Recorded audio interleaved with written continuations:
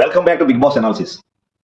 Kalyan versus Ritu Chowdary and Sanjana versus Ritu Chowdary and Kalyan versus Demon Pavan. అసలు ఏం జరిగింది? సో ఈ ఎపిసోడ్ రిలీజ్ కాకముందే చాలా మంది అసలు పవన్ వర్సెస్ కళ్యాణ్ పెద్ద గొడవ జరిగింది. సో ఇద్దరు చొక్కాలు పట్టుకున్నారు, గొంతు పట్టుకున్నారు, పెద్ద గొడవ అయిపోయింది, రక్కుకున్నారు, గిచ్చేసుకున్నారని పెద్ద పెద్దగా న్యూస్ సోషల్ మీడియాలో వైరల్ అయింది. సో అక్కడ అంత సీన్ ఏం లేదు, అక్కడ అలాంటిది ఏం జరగలేదు. మీరు అబ్జర్వ్ చేస్తే సో కళ్యాణ్కి అండ్ రీతు గారి మధ్యలో గొడవ జరుగుతున్నప్పుడు సో అతను ట్రిగ్గర్ అయ్యాడు. సో యాక్చువల్గా హంగ్రీ మాస్టర్స్ టాస్క్ లో చాలా ఆర్గ్యుమెంట్ జరిగింది. రీతు, పవన్, కళ్యాణ్, సుమన్ శెట్టి వీళ్ళు బ్లూ టీమ్ లో ఉన్నప్పుడు సో ఫస్ట్ ఎవరు వెళ్ళాలి అని పాపం కళ్యాణ్ గారు పవన్ చాలా స్ట్రాంగ్ గా ఫస్ట్ నువ్వు వెళ్తే బాగుంటుందని, తర్వాత ఓవరాల్ గా రకరకాలుగా ట్విస్టులు జరిగి ఫైనల్ గా రీతు గారు కెప్టెన్ అయ్యారు. సో ఓవరాల్ గా కళ్యాణ్ గారు కూడా చెప్పేది ఏంటంటే పవన్ యొక్క గేమ్ రీతు వల్ల చెడిపోతుంది. సో పవన్ కోసం ఆడటం లేదు, రీతు కోసం ఆడుతున్నాడు, అదే మాట అన్నాడు. సో నువ్వు అసలు అంత పెద్ద మనం ఓడిపోతే బయట నవ్వుతూ ఉన్నావేంటి అని అనగానే నేను సుమన్ శెట్టిని చూడగా నవ్వాను అని. సో చాలా లైటర్ వేలో గేమ్, లైటర్ వేలో నామినేషన్ అయిపోయింది. కళ్యాణ్ అండ్ పవన్ గారు అయితే నవ్వుకున్నారు. సో అక్కడ లైటర్ వేలో అయిపోయింది. సో ఈ రీతు అనే వ్యక్తి మధ్యలో ఎంటర్ అయిపోయి అంటే కళ్యాణ్ గారు ఇండైరెక్ట్ గా పవన్ గారికి మోటివేట్ చేస్తున్నాడేమో, తన వల్ల గేమ్ చెడిపోతుంది పవన్ గారి గేమ్. చాలా మంది చెప్పింది, మాధురి గారు చెప్పారు, సంజన గారు చెప్పారు, చాలా మంది ఆడియన్స్ కూడా కొంతమంది పవన్ గారు చెప్తున్నారు. సో పవన్ అనే వ్యక్తి మంచి గేమర్. సో యాక్చువల్ గా రీతు గారి వల్ల ఆ గేమ్ చెడిపోయిందా అనేది ఉద్దేశం చాలా మందికి ఉంది. సో అదే విషయం ఒకసారి పవన్ అండ్ రీతు గారి మధ్యలో ఉన్న బంధం ఏంటని సంజన గారు కూడా ఈ నామినేషన్స్ కు ముందు తనుజ గారితో డిస్కషన్ జరిగింది. సో అది ప్రేమ కాదు, ఫ్రెండ్షిప్ కాదు, మరి ఇంకేంటి వాళ్ళిద్దరూ అంత క్లోజ్ గా ఉంటారు, అరుచుకుంటారు అని అంటే తనుజ గారు చాలా తెలివిగా సో అది అండర్స్టాండింగ్ వాళ్ళిద్దరి మధ్యలో ఉంది. సో మనం ఎందుకు ఇన్వాల్వ్ అవటం అని చాలా తెలివిగా కట్ చేశారు. అక్కడ కానీ తనుజ గారు ఏదైనా టంగ్ స్లిప్ వేస్తే అది వేరే విధంగా వెళ్ళేది, ఈ వేరే వాళ్ళు చెప్పడం అది వేరే విధంగా వెళ్ళటం అయ్యేది.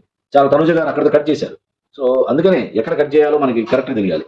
వాళ్ళిద్దరి మధ్యలో లవ్ కాదు, ఫ్రెండ్షిప్ కాదు. సో వాళ్ళిద్దరి మధ్యలో ఉన్న బాండింగ్ వాళ్ళకే తెలుసు, వాళ్ళకి మధ్యలో ఉన్న అండర్స్టాండింగ్ అన్నప్పుడు మనం ఎందుకు డిస్కషన్ అని చాలా తెలివి కట్ చేసేసారు. సో అదే సంజన గారి యొక్క అభిప్రాయం. సంజన గారు రీతు గారి మధ్యలో కూడా జరిగిన గొడవలో సో బాగా హీటెడ్ ఆర్గ్యుమెంట్ జరిగిపోయింది. సో దాదాపు లైన్ క్రాస్ చేశారు. సంజన గారు ఏదో బ్యాడ్ వర్డ్స్ కూడా మాట్లాడారు. సో నైట్ టైం ఇద్దరు కూర్చుంటారు అని ఇంకేదో లైన్ క్రాస్ చేసి మాట్లాడారని అంటున్నారు. అది ఎంతవరకు కరెక్ట్ మనకు తెలియదు. సో సంజన గారి యొక్క ఉద్దేశం కూడా అంతే. సంజన గారికి కూడా పవన్ అంటే చాలా ఇష్టం. సో తను కూడా ఏమంటుందంటే రీతు గారి వల్ల పవన్ యొక్క గేమ్ డౌన్ అవుతుంది. సో యాక్చువల్ గా పవన్ కరెక్ట్ గా ఆడితే అంటే రీతుని పక్కన పెట్టి ఆడితే ఇంకా బాగా ఆడగలడు, దాదాపు విన్నింగ్ మెటీరియల్ అవుతాడు అనేది చాలా మంది అభిప్రాయం. మాధురి గారు కూడా వెళ్ళిపోతూ అన్నాడు, సో పవన్ మంచి అబ్బాయి, నీ వల్లే గేమ్ చెడగొట్టుకుంటున్నాడు అని రీతు గారితో కూడా గొడవపడ్డారు. సో ఈ రోజు సంజన గారు కూడా గొడవపడడానికి కారణం అదే. సో కళ్యాణ్ గారు కూడా ఫస్ట్ తన కోసమే అయినా తర్వాత పవన్ గారు కూడా ఇండైరెక్ట్ గా హింట్ ఇస్తున్నాడు. సో దాంతో రీతు చాలా ఫ్రస్ట్రేట్ అయి పెద్ద పెద్దగా అరవాల్సి వచ్చింది. సో తనకు కూడా తెలుసు ఇక్కడ పవన్ యొక్క హెల్ప్ తోనే రీతు గారు గేమ్ నడుస్తుందని కూడా తనకు కూడా తెలుసు. సో అందుకనే ఇంకెక్కువ ట్రిగ్గర్ అయ్యారా అని అనిపిస్తుంది. సో అందుకనే మీరు కళ్యాణ్ గారికి రీతు గారి మధ్యన గొడవ జరుగుతున్నప్పుడు పవన్ వచ్చేసి కళ్యాణ్ కంట్రోల్ చేసుకున్నాడు. అతను బాగా ట్రిగ్గర్ అయిపోయి సో అతను కెప్టెన్ కాకుండా కాబోయాడు, పవన్ కాకుండా అయ్యాడు, ఎవరు కాకుండా అయ్యారు అనే ఉద్దేశంతో ట్రిగ్గర్ అయిపోయి కొంచెం లైన్ కూడా క్రాస్ చేశాడు, ఏవో మాటలు మాట్లాడారు, తర్వాత వాటిని ఎడిట్ చేశారు అంటున్నారు. సో ఓవరాల్ గా పవన్ గారు కళ్యాణ్ దగ్గరికి ఎందుకు వెళ్ళాడంటే కంట్రోల్ ఎవర్ సెల్ఫ్ అనే ఉద్దేశంతో ఎక్కువ పెద్దగా వాయిస్ రైజ్ చేసి కొన్ని లైన్ క్రాస్ చేస్తున్నాడు అనే ఉద్దేశంతో పవన్ వెళ్ళి కళ్యాణ్ యొక్క నోరుని ముయ్యిపోయాడు. ప్లస్ అట్లా దవడని టచ్ అయిపోయి కంట్రోల్ ఎవర్ సెల్ఫ్ అనే కంట్రోల్ చేసుకోరా అని వాళ్ళిద్దరి మధ్యలో మంచి చనువు ఉంది. ఆ ఉద్దేశంతో అతను చేపెట్టినప్పుడు అది అనుకోకుండా మెడ దగ్గరికి వెళ్ళింది.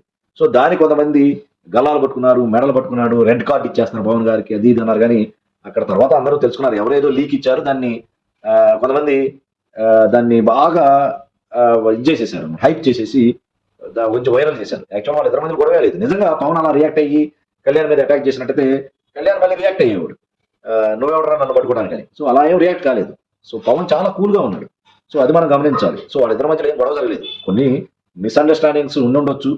సో రీతు గారికి ఆటోమేటిక్ సపోర్ట్ ఇవ్వాల్సింది పవన్ గారు. సో కంట్రోల్ చేసుకోవాలనే ఉద్దేశంతో అతను నోటి మీద అట్లా చేయి పెట్టబోయినప్పుడు ఏదో నెక్ దగ్గరికి వెళ్ళింది. సో ఇది రియల్ ఫైట్ కాదు. సో తర్వాత అఫ్ కోర్స్ ఎంత యాక్చువల్గా రీతు, కళ్యాణ్, పవన్ వాళ్ళు బెస్ట్ ఫ్రెండ్స్. తర్వాత ఆటోమేటిక్గా అదే రోజు రాత్రి ముగ్గురు క్లోజ్ అయిపోయారు, ఇప్పుడు బాగానే ఆడుకుంటున్నారు. సో మధ్యలో సోషల్ మీడియాలో వైరల్ గా కొట్టేసుకున్నారు, రక్కేసుకున్నారు అని చెప్పారు. బట్ సంజన గారు మాత్రం రీతు గారిని కొన్ని బ్యాడ్ వర్డ్స్ మాట్లాడారంట. అలాంటివి కొంచెం ఇలాంటి పబ్లిక్ ప్లాట్ఫామ్ లో మాట్లాడకుండా ఉండడం మంచిది. అంత మాట్లాడుకోవడం మాట్లాడకుండా ఉండాల్సింది. సో అలా ఎట్టి పరిస్థితుల్లో అదే విషయం మన ఎమాన్యుయల్ గారు కూడా చెప్పారు. నువ్వు ఎన్నైనా చెప్పు, ఆమె ఒక లేడీ, ఇలాంటి పబ్లిక్ ప్లాట్ఫామ్ లో ఇలాంటి మాటలు మాట్లాడొద్దన్నారు. సో తను ఏం మాట్లాడిందో మనమైతే కరెక్ట్ తెలియదు. ఓవరాల్ దానికి ఎడిట్ చేశారు. సో సంజన గారి యొక్క ఫ్రస్ట్రేషన్ కరెక్ట్. ఫ్రస్ట్రేషన్ ఏంటంటే, సో నీ వల్ల పవన్ గేమ్ చెడిపోతుంది, ఆ, నువ్వు పవన్ అనవసరంగా కంట్రోల్ చేస్తున్నావు అని తన యొక్క ఫ్రస్ట్రేషన్, పవన్ గారి మీద ఉన్న మంచి అభిప్రాయాన్ని ఇండైరెక్ట్ గా ఎక్స్ప్రెస్ చేశారు సంజన గారు. సో ఆ క్రమంలో ఇద్దరికి మాట పెరిగి సమ్ వర్డ్స్ దొరినాయి అనమాట. అసలు మీ ఇద్దరి మధ్యలో ఉన్న బంధం ఏంటి ఏంటి ఏంటి అని ఇంకేదో లైన్ క్రాస్ చేశారు. అది కరెక్ట్ కాదని కూడా ఎమాన్యుయల్ గారు కూడా చెప్పారు.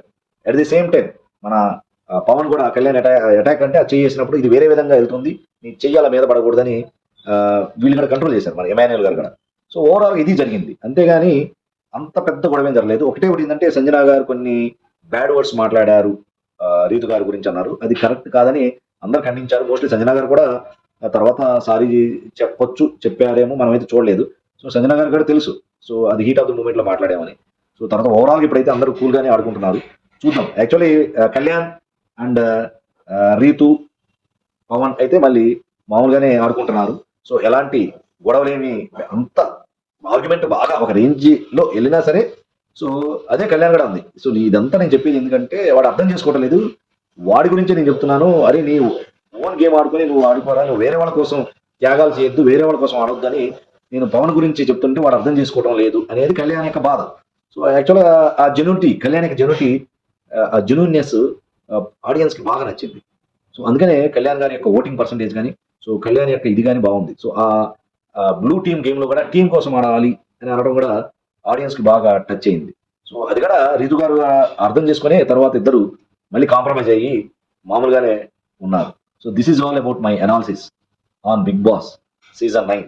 సో నా అనాలిసిస్ మీకు నచ్చినట్టయితే కమెంట్ చేయండి, షేర్ చేయండి, నా ఛానల్ బలారెడ్డి కానీ సబ్స్క్రైబ్ చేయండి. సో మీరు షేర్ చేయడం వల్ల ఎవరు జెన్యూన్, ఎవరు కరెక్ట్, ఎవరు రాంగ్, ఎవరు ఫేక్ అనేది ఆడియన్స్ కి కరెక్ట్ గా రీచ్ అవుతుంది. కొంతమందికి ఎవరికైతే కరెక్ట్ గా కన్ఫ్యూజన్ లో ఉన్నారో వాళ్ళకి కరెక్ట్ గా రీచ్ అవుతుంది.